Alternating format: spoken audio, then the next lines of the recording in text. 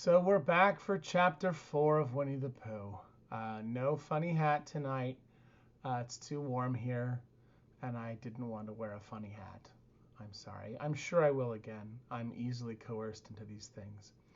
But I wanted to say hello. I've heard of some young friends of mine who are watching, so I wanted to say hello to Bethany and to Jonah and to Graham and to Olive. And I hope you have fun listening to one of my favorite books of all time.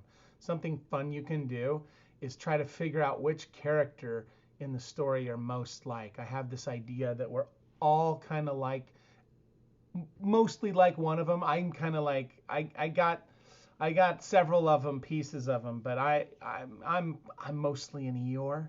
That's kind of my thing. But I definitely understand Pooh with the honey, and I can use too many words like owl, and I can fret like rabbit. Actually, if you take most of their bad qualities, I can do most of the bad qualities of many of them. Anyhow, try to figure out which one you are. Anyhow, chapter 4, in which Eeyore loses a tail and Pooh finds one. The old gray donkey Eeyore stood by himself in a thistly corner of the forest, his front feet well apart, his head on one side, and thought about things. Sometimes he thought sadly to himself, why? And sometimes he thought, wherefore? And sometimes he thought, inasmuch as which? And sometimes he didn't quite know what he was thinking about. So when Winnie the Pooh came stumping along, Eeyore was very glad to be able to stop thinking for a little, in order to say, how do you do, in a gloomy manner to him. I wasn't very gloomy. How do you do, in a gloomy manner to him. And how are you, said Winnie the Pooh. Eeyore shook his head from side to side. Not very how, he said. I don't seem to have felt at all how for a long time. Dear, dear, said Pooh, I'm sorry about that. Let's have a look at you. Oops. So Eeyore stood there, gazing sadly at the ground, and Winnie the Pooh walked all round him once. Why, what's happened to your tail? He said in surprise. What has happened to it? Said Eeyore. It isn't there. Are you sure?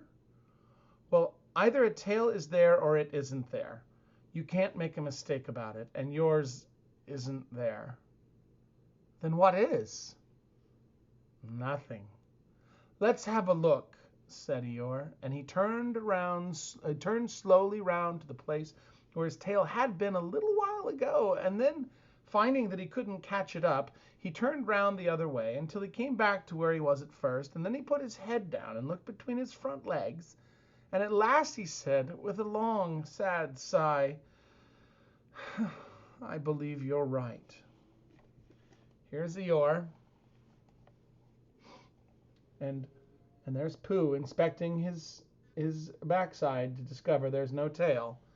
And then there's Eeyore going round and round and round, trying to find his tail.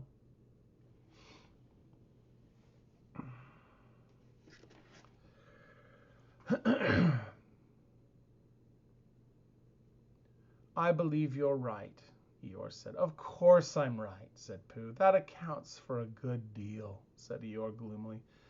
It explains everything. No wonder.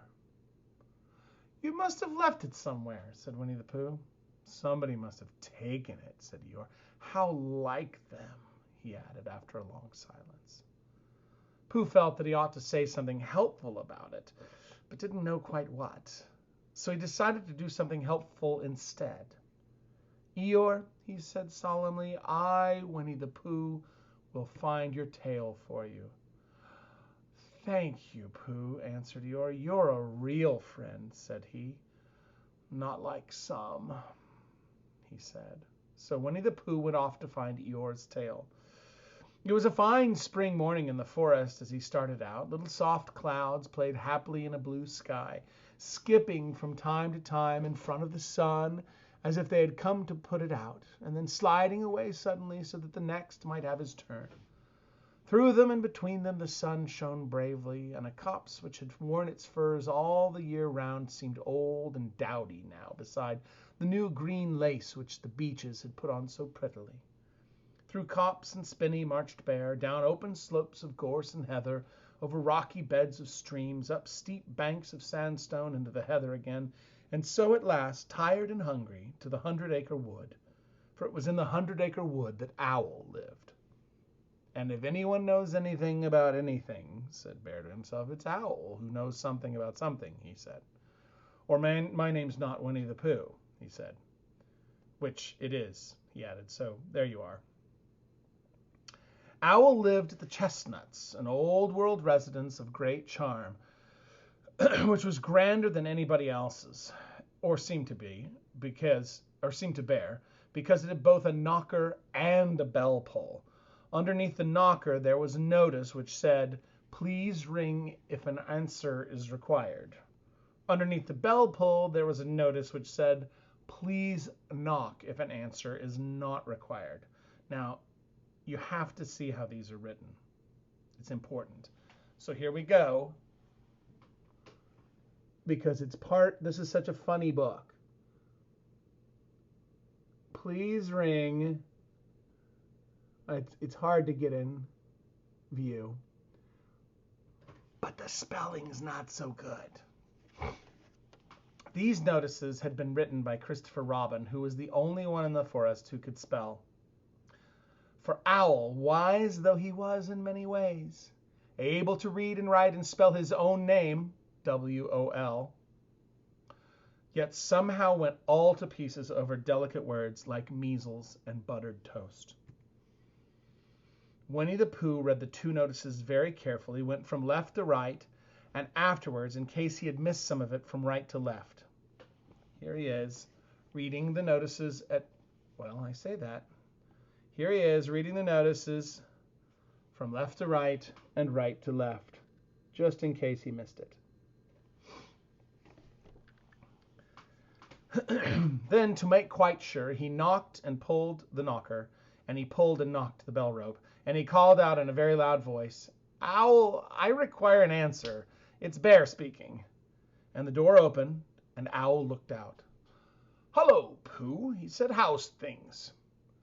"Terrible and sad," said Pooh, "because Eeyore, who is a friend of mine, has lost his tail, and he's moping about it, so could you very kindly tell me how to find it for him?" "Well," said Owl, "the customary procedure in such cases is as follows." "What does crustimony proceed cake mean?" said Pooh, "for I'm a bear of very little brain, and long words bother me." "It means the thing to do." "Well, as long as it means that, I don't mind," said Pooh humbly. "The thing to do is as follows. First, issue a reward. Then, just a moment," said Pooh, holding up his paw. What do we do to this? What were you saying? You sneezed just as you were going to tell me." "I didn't sneeze." "Yes, you did, Owl." "Excuse me, Pooh, I didn't. You can't sneeze without knowing it." "Well, you can't know it without something having been sneezed." "What I said was, first, issue a reward." "You're doing it again," said Pooh sadly. "A reward," said Owl very loudly. "We write a notice to say that we will give a large something to anybody who finds Eeyore's tail." "Oh, I see," said Pooh, nodding his head. "Talking about large somethings," he went on dreamily, "I generally have a small something about this time in the morning." And he looked wistfully at the cupboard in the corner of Owl's parlor. "Just a mouthful of condensed milk or whatnot, perhaps a lick of honey." "Well, then," said Owl, "we write out this notice, and we put it up all over the forest." "A lick of honey," murmured Bear to himself, or not, as the case may be. And he gave a deep sigh and tried very hard to listen to what Owl was saying. But Owl went on and on, using longer and longer words, until at last he came back to where he started. And he explained that the person to write out this notice was Christopher Robin. It was he who wrote the ones on my front door for me. Did you see them, Pooh?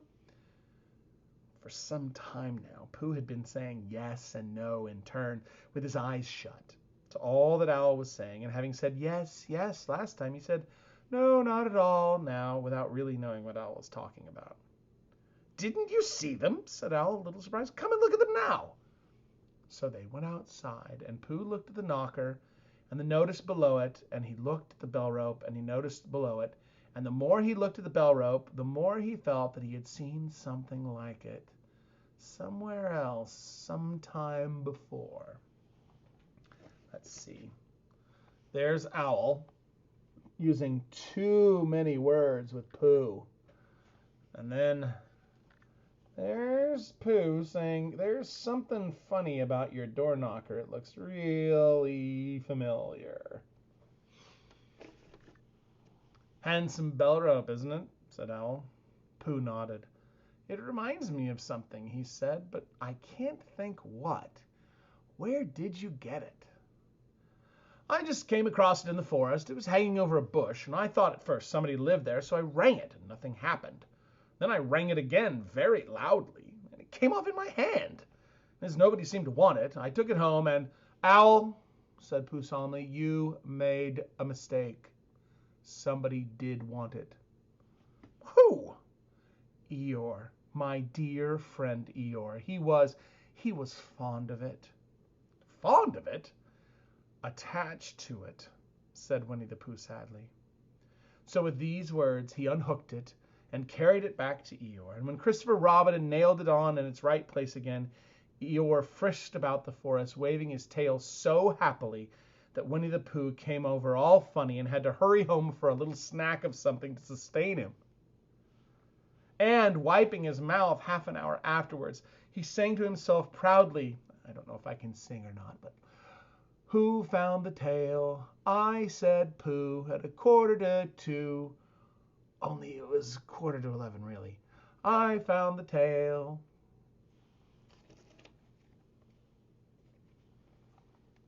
There's Christopher Robin nailing Eeyore's tail back. And then there is our friend Eeyore, who is not so gloomy. He's frolicking about the forest.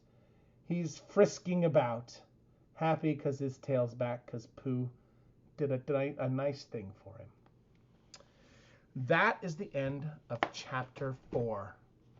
So I hope there's a Pooh in your life, if you're an Eeyore, who's lost your tail. A Pooh and a Christopher Robin who can help you out. Farewell.